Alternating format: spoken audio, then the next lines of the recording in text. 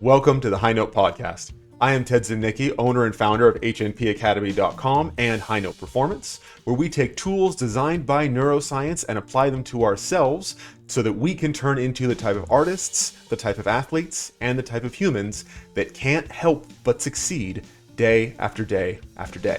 In this episode, we have the long-awaited part 2 of our interview with world-renowned bass baritone Craig Colclough as he prepares himself for The Flying Dutchman. Since recording our conversation, the run of that production has concluded and the reviews were phenomenal. If you haven't seen part 1 yet, that is not required to enjoy this second half of the interview, but I do recommend you check it out once you're through. Without any further ado, here's Craig. Yeah, I want to go back to the line that you mentioned earlier about how you have to love doing hard things, and that's literally one of my slogans. I say all the time. Great. And it's one of the things that I think we can really take from athletics, because athletics is obviously hard physically, right? Like, it's so much more obvious to general population that like playing football is physically difficult. But it's not obvious that singing opera is physically difficult, even to some opera singers at that level, right? Mm-hmm. I wish that weren't the case, but when you're singing when you're one of the best in the world and you're singing phenomenally, it doesn't look hard. And if it does, true. Yeah, and if it does, you've got some work to do. Like, efficiency looks easy. That's one of the defining points of efficiency, is that it looks easy. I feel like you have something to say. You have a comment. Can I flip that on its head for just a little? And I don't know if I want to derail it this far, and then once you're good enough, you might actually intentionally make it seem harder in places. Oh, yeah, dramatically, absolutely. to make the audience think you're really working. Yeah. Like, I remember this story, and I never saw it, but I think it was Caballero, where they told me, and I think it was Domingo, telling us this, that after the show, when she and he would do these shows, and this is back in the glory days in the 70s, when opera was where the just giant people are, backstage doing coke and all this stuff, money and, donor, like, it's nothing like that anymore. Not at all. Right. But back then, glory days, right? She'd sing the show. She's a fucking tank. She's one of the most brilliant technicians that ever lived. But then you get to the curtain call, and she'd come out at the end and be weak and start to faint. And Domingo would rush over and hold her up because she had expelled so much during the show that she was almost too weak to stand for the bows. And people would just go nuts in there. Their fucking minds. And they do it every night. Yeah. It's so fucking fake, so stupid. And I'm just like, oh God. How many thousands of times had they done that whole, like, I'm fainting act? Love it. It's incredible. It's incredible, right? But you can only get to that level when it no longer feels difficult. When you can have that much freedom. That was the time period too. That, people loved the schmaltz. I don't think people would even understand nowadays. I don't think they'd go, "What's going on?" Yeah. They'd be like, "Does she have COVID? Is she okay?" Like, pull out their phone and call 911. You know what I mean? Like, it would. Yeah, it's such an interesting like comparison. Even like opera, of course, is this relatively ancient art form, right? And then, like, how has it even changed decade by decade in the last 50 years? In large part, maybe because of technology, right? Doing the live broadcasts and the Met in HD and all of how interconnected we all are. The fact that we can have this conversation and you're in Sweden and I'm in Phoenix, like, it's. Oh, hey, one thing I wanted to tell you about with the athletics spin that you do. No one had ever taught me this. And I was singing, I think it was Tel Ramund, which at the time was the most brutal thing I had ever sung Hmm. because of the way it's written. It is the final scene is not written for a singer. It is rough. Hmm. And the role's freaking huge, and the act two aria is and then the final scene is also mad. It's brutal. It's a killer, and that was actually one of the nice jumps in my career because I got hired to do it simply because I was one of the few people that could do it without hurting myself. Hmm. It's that simple. It's like, we got like 5 people, and the other 4 are busy, and Craig won't hurt himself. Go for it. And I'm Sweet. like, yes, Take the win. yeah, take it. But afterwards, one time, because I'd get very gross and all this stuff, and the thing, I was taking a shower, and I just started humming in the shower after this long run, and it clicked, and I was like, I need to be doing a cool down. Why the hell don't we teach singers to do a cool down after a show? And it was like we sing really hard and then we just walk away and go talk loud in a bar. And I'm Yeah. like, that can't be. And it was like, yeah, you do a day of training and you do a cool down at the Yeah. end. One Like, more perfect parallel for sure. yeah. So now I encourage people like do your light humming, do sing some crooning, do some Frank Sinatra in the shower, take a warm, do the things that you would do to warm up afterwards, Mhm. to get gentle, to lay the chords back down after like keep your longevity. Don't just hammer them and then walk away and let them, Yeah. yeah. So there you go, world. Totally. Let's just normalize doing vocal cool downs Nor after a night of performance. Normalize the cool Mm. down. I love it. I love Yeah. it. I've seen similar Yeah. things in both fight and intimacy direction as well. Like you have a Mm, tap yeah. in when you get into these really intense moments, and then you're on stage, and you come off stage and you tap out to be like, this is the moment when we're on, this is the moment when we're out. Cool. Like let's go back to being humans again. So Yeah. yeah, there's just more Yeah. parallels in all of this stuff. I think it's so cool. We talked for a second about how you conduct yourself in the rehearsal room. Uh, Mm.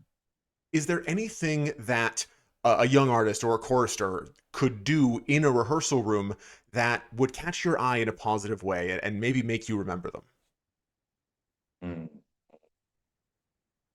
Mm. Mm.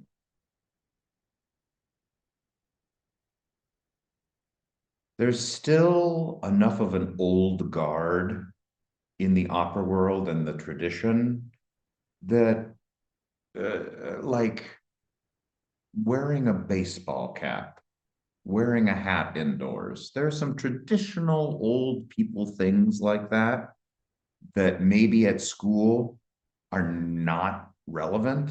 Hmm. And then you get into that room, and you got a 60-year-old conductor who spent 30 years in Paris, and they see some young kid in a baseball cap, and they're going to be like, fuck this kid.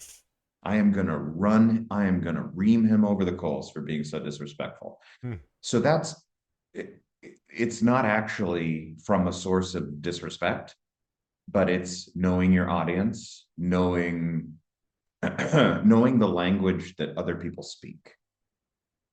So basic empathy, basic flexibility, and the ability to mirror, which is all very useful stuff being an actor too. And I'm not saying be insincere. I'm saying be open to the room, and especially, okay, the young artist thing, you have two weird kind of contradictory jobs, which is to be completely unnoticed and the best in the room. And by unnoticed, I don't mean unremarkable. Okay, this is a better way to say it. The bosses have so much to think about and so many plates in the air that a young artist that they don't have to think about is a blessing. Hmm. And And then to always be on your game. So when they do have a rare moment to go, I'm checking in. Excellent. Now back to my myriad of other freaking things stressing me out. Being not causing a problem, being and that's what I said, like you're a utility singer. Um, and there are some things where like you can make a nice job out of that. Like the Met actually has a core of singers who do anything from small roles to big roles. It's like the only like fest parallel thing in the US. But it's kind of a similar job where you're like, I'm not trying to climb the ladder. I'm already a fest singer at the Met. I am in my station and I show up and I do a good job and they do not have to worry about me. I get my shit done. And I'm not the biggest energy in the room, but I'm also really attentive and good at my job. And the number one thing is taking care of your mental health so that you have the ability to be sincerely kind to others.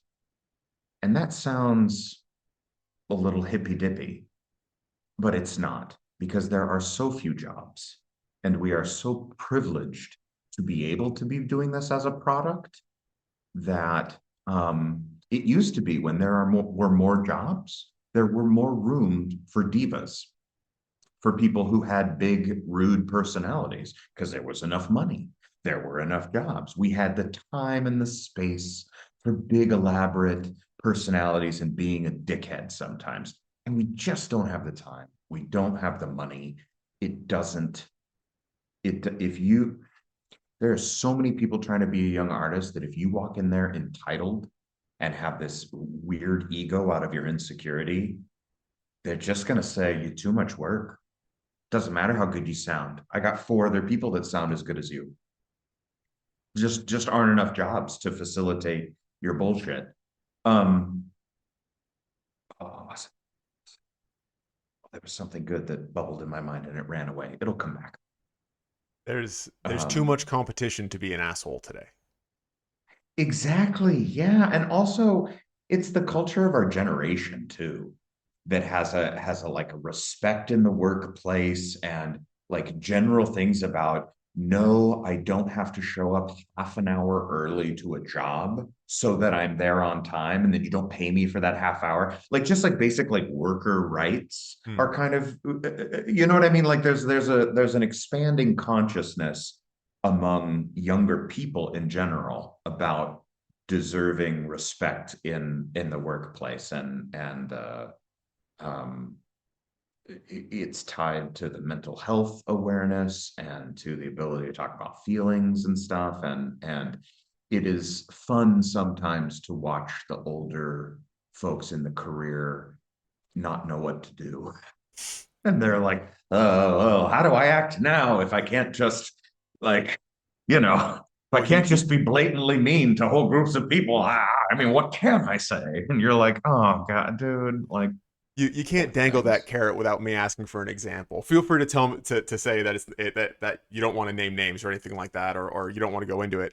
But if you have an example, I would love to hear it. Well, there's a lot of the thing I sympathize with is men in position of power who, for so many years, the culture was that it was acceptable to flirt and it was acceptable to womanize, not assault. I'm not talking about assault. I'm not talking about, because I have friends who have been assaulted by music directors, by conductors, and that it is never throughout history, never, ever, ever. But I do have a very complex bit of sympathy for these older dudes who were so poorly educated on how to treat other people respectfully. And like, because I listen to a lot of old music, not opera, I'm talking like 40s, 50s jazz standards, and just the text in this music of what it says relationships are I'm like, this is really famous music. And it is ingraining that this behavior is okay. Mm. So it's not that I think it's okay or that it should be allowed to continue, but I understand their confusion at the changing world. You know what I mean? I see them and I'm like, ooh, yeah, this is a real tricky. Like, I can see why you're freaking out a little bit. Mm. I can't see why they'll ask such stupid questions. Like, well, if I can't compliment a woman's, I mean, what can I say now? How do I even like talk to him? And I'm like, okay, hold on. You Yeah, you just went let's roll from that like back for a second. it ain't that confusing. Yeah. You're a really smart person. And that's a disingenuous question. That's where I think the bullshit starts to come in, where they start acting like now I'm a victim. And it's like, no. It may be a hard change. It may be that you need to learn something new, But guess what? You gotta but love doing hard things. Like, you gotta love doing hard things. Like, just because you're old and it was permissible for all those years doesn't mean you can't learn something new. You can't teach an old dog new tricks. Bullshit. bullshit. You can totally like, oh God. So that's where I have sympathy that it is uncomfortable, but I don't have sympathy when they're not willing to put in the work to learn, because it's not complicated to ask or to learn about consent or to learn. It is not a complicated situation. You can, I could, you know what I mean? I'm like, you want to sit down? I'll explain it to you in 15 Yeah. minutes. Every fucking thing that you need to do to respect the women and to realize that you're in a position of power and that you can't have romantic relationships without clear consent and communication in your company. Like, it's pretty fun. You know what I mean? Like, Yes. this is not a long conversation. This is not hard. Let's. This is not rocket science, and you're a fucking brilliant person. So stop playing the victim. That's yeah. Oh boy. Oh boy. I can't give you any specifics. No worries. If you had one And off the top of your head, I thought it would might be entertaining, but no. I don't want you to have to dig deep in the memory banks or anything like that. Well, it's intense. I've really avoided talking about, because I was there when Domingo got forcibly retired at the Met. You were there, like in I the room. was I was covering him. Oh, Yeah. oh my good. And Wow. I had worked for him and with him at LA Opera for a decade. I'd been conducted by him. I'd been in shows with him. So at that point, he's just little old grandpa, So I saw in the room how devastated he was in a very human way. Mm. And it was incredibly diverse, because the need to equally attribute accountability and to set a precedent that men of power aren't exempt because they're also doing other good things. I totally understood and was like, yeah. And then I also understood other people who knew him only in his older grandpa self, but then I knew women too, who, when they went on tour, they were like, you bring your mom, Mm. you don't go alone. So I'm like, like, um, but yeah. And then I also saw the human side of that. He couldn't sleep. He could, it was, so I'm just another white male. I have nothing to say of value on it. It was just intense to be in the room and go, wow, this is really an evolutionary moment. And to be so literally in the room where it happened. You know what I mean? Like, but I have nothing of value to contribute. It's one of those moments where it's like, I've learned enough to know that my job is just to shut up and listen. Yeah. That that's my job with the whole thing. I'm like, I do not understand it. I am another privileged white man who is risen to a position of power. I am not my opinion on it is not valuable. And even if it is, even if I get some of it right, who the fuck cares? I don't need to be the one. Yeah. Yeah. It's Yeah. it's not your fight, right? It's yeah. I mean, And I'm yeah. No, please. I've had opportunities at other times to advocate for people being in my position of power, which I can't talk about in specific. Sure. But it is nice, like I was saying about that responsibility in the room. It is really nice to be able to exercise the power on behalf of a friend or on behalf of a colleague or an acquaintance and whatnot. I think one of the things that just to make my story make more sense of why I'm passionate about advocating for the workspace and for the culture is that before I was a professional singer, I taught kindergarten. Oh. And I ran youth programs through my city, and then I was a youth pastor for 6 years while I was also teaching kindergarten. And my wife and I taught kindergarten together. So child mental health and education and nurturing and fully you know what I mean? Like there's a whole other context to my life that it comes and continues to apply, even though I don't have time to do those things professionally anymore. But you still bring those experiences with you everywhere you go. Yes. Holy crap. But yeah, I'm in better and better company each year. It's really neat to see. Yeah. That's awesome. So you still feel like the rehearsal rooms are evolving in a positive way, and a huge, I don't know if revolution is the right word, but I'm going to go ahead and say it, happened at a very specific moment, and we're still dealing with the repercussions, and mostly they're positive. Yeah.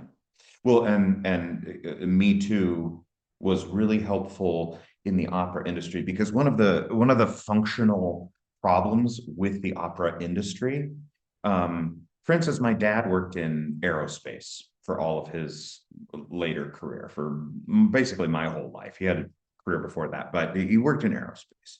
Huge corporate structure that was very stable. And they were doing sexual harassment training since the fucking 80s, right? It was a yearly recertification. It was not new. It was not complicated. So when Me Too happened, it was not a revolutionary thing in his company because they had been doing that. That was just a part of like, no, we are a huge structured company and we have an HR department and we do sexual harassment training. And like, it was just like, why is this new? Meanwhile, opera singers One of are the all reasons independent contractors. We don't have that kind of structure, at least in the we States. are in, yes. And I ran into a really interesting thing. One of the times I was advocating for a friend who had been assaulted, one of the problems was unless she was willing to press charges with the police, the opera company that we were working for at the time could not legally tell any other opera company Oh, wow. about the assault because they're individual entities. And if you, even if it's for a protective reason, spreading information about that kind of activity is not legal from company to company, from different entities, because then you're like running into some kind of like slander laws or something, and it hasn't been adjudicated. So the industry of opera completely fractured, and you could do one shitty behavior over here, and if you didn't make the headline news, the minute you went to another company, poof, you weren't an abuser anymore. So major structural problem. I was coincidentally, I was also at the Met for their very first sexual harassment training. Wow. Totally unrelated to the other thing. Yeah, what if I've just been in this weird, I've been in a lot of weird moments, come to think of it. The universe knows I care and is putting You've had a lot of And important then, milestones in that building, like throughout your yeah, entire life, yeah. it sounds like. What? Yeah. Yeah, very strange. Lincoln Center is very important to you. Yeah, yeah. And you mentioned intimacy directors. That wasn't a thing when I started. Hmm. Yeah, That that's brand was new. Yeah, and now some of the old guard, that's something I can tell you an anecdote where the intimacy director comes in and just starts doing like a workshop where we practice consent and we do this thing where we walk around and we ask some if we can touch them on the arm. And one time we say, no, you can't. And in the exercise, you have to say no. That's the practice of saying no. And then if you're comfortable, you go around and do it and you practice saying yes. And it's about this yeah, it's just a friggin' just an Yeah. exercise. Really interesting to watch some of the older singers get all prickly and just like, why are we doing this? I mean, we have a good thing here. We have a good what it's very, very interesting. And some people are totally chill with it, and they're like, and then other people to address it in a formal way are uncomfortable, which is great. That's part of the point. Yeah. That's yeah, You're it's a supposed to be blessing. uncomfortable sometimes. If you're always comfortable, you're never growing. Uh, but Yes. it's what you do with that discomfort, right? It's Full circle there it back to is. There it is. athletics. Well, as much as I would love to talk to you for all night Swedish time, it's middle of the afternoon for me. It's late at night for you. Uh, I think that is maybe the perfect full circle moment to end it on. Uh, so Yes. Craig, thank you so much for this time. I know we went over um, because honestly, I Yeah. lost track of time. Yeah, So I don't care. I, I'm I not paying attention. I deeply appreciate this time. I learned a lot. Um gosh, I'm a little tongue tied. I don't even know what to say now. But just thank you so Oh, much. You have good. such insight into the industry as someone who's been there for as long as you have and climbed the ranks. And you saw that chasm when you made the Met semifinals, and then 10 years later you turned around and saw that chasm in your rearview mirror, right? Well, that doesn't work. If you turned around and saw it in your rearview mirror, it'd be in front of you. But then you looked in your rearview mirror and you No. saw the chasm behind you. Uh, Yes. Yes. uh, my metaphors are mixed, I guess. But No, I thought it was good. oh, I thought it was wonderful, good. good. uh, but I always want to leave my guests with the final word. So, is there any parting wisdom, any funny joke, any the last word is all yours. I think a good thing, there are many people thinking specifically for young singers and how we talked about career and choices of making a marketable product. Um, there are a lot of people who study this art and love this kind of historic museum. I mean, this living museum that we create each night. Um, and they get into the career and they realize that there's a lot of personal cost. And sometimes you'll hear older singers say, if there's anything else that you can do, do that. And it's like, what? What do you mean? And it sounds like a challenge, right? Like, oh no, I can do it. I've gotten that for sure. What they're trying to say is you have to realistically understand the human cost that you're putting in order to do this career. Because, like we said, I am in Sweden. It has been 2.5 months since I've seen my babies and my wife.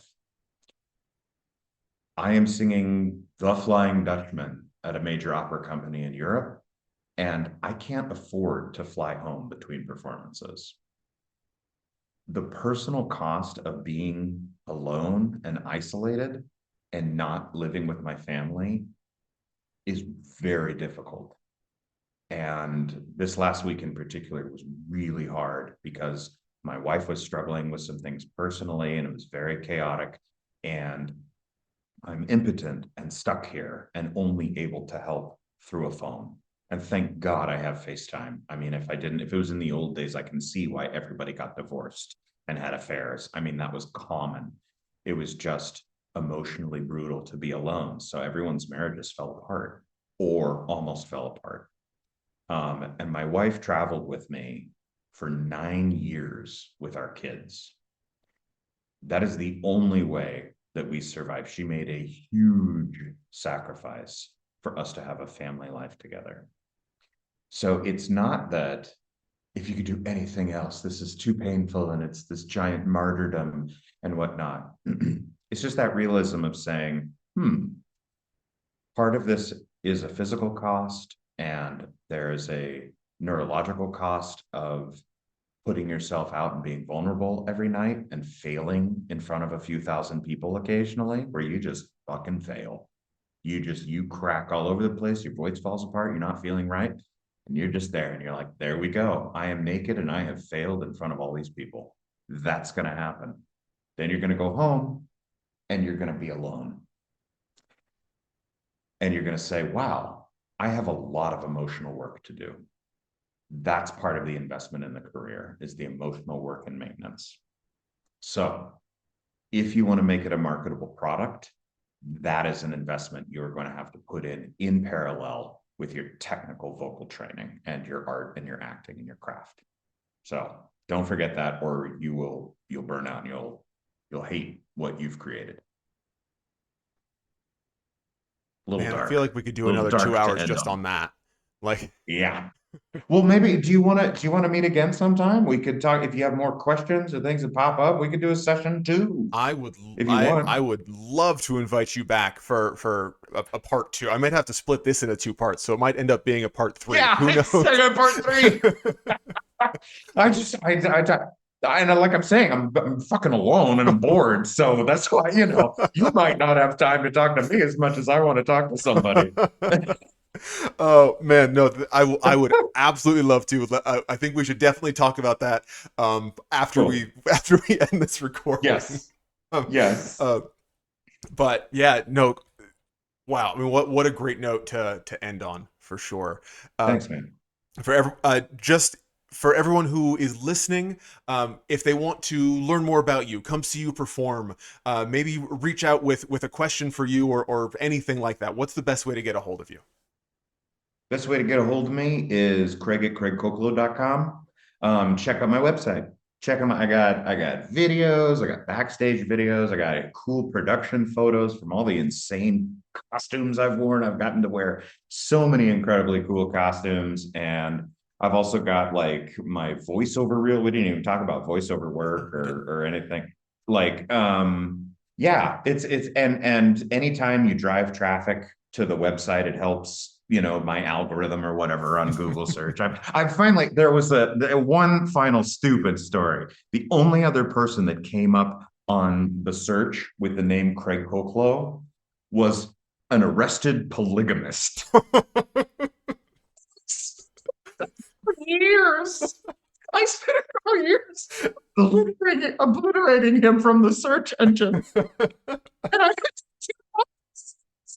all right, audience, do your part to get that polygamist off of Google when you search Craig Colclough. Just search it and hit refresh over and over again, so Google knows who we're looking for.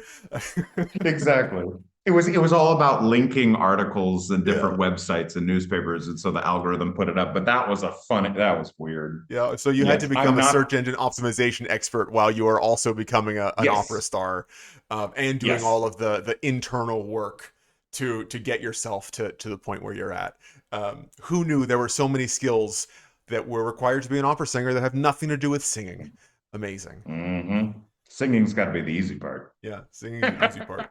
Singing, man. Hey, thank you for your time. This was fun. Absolutely. I'm just thinking about what would a 19-year-old Ted have done if you told him singing was the easy part of this career? Probably would have collapsed. But again, thank you so much. I'm going to go ahead and hit that stop record button, because if I don't, we will accidentally do another hour. Exactly. We'll go for another 20 minutes. Turn it off. Turn it off. All right. Thank you so much, Craig. I hope you enjoyed listening to that second half of the conversation as much as we enjoyed having it. Before you go, please remember to like, comment, share, and subscribe. It is the best way to help the podcast grow so we can reach more progress-oriented people just like yourself. Links in the description if you want to keep in touch, and I can't wait to see you next week.